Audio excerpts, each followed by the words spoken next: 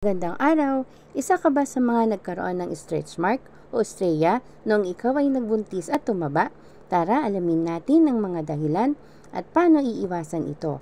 May iba't ibang rason kung bakit tayong mga kababaihan ay nagkakaroon nito. Una, biglaang paglaki, pagtaas ng timbang, pagbaba ng timbang at pagbubuntis. And then po, pag-inom ng gamot na corticosteroid. And then, mga medical na kondisyon tulad ng Cushing syndrome at Marfan syndrome at kakulangan ng vitamin C, E, A at zinc. Paano naman ito maiiwasan? Hanggat kaya, panatilihin ang tamang timbang base sa tangkad, edad at kasarian.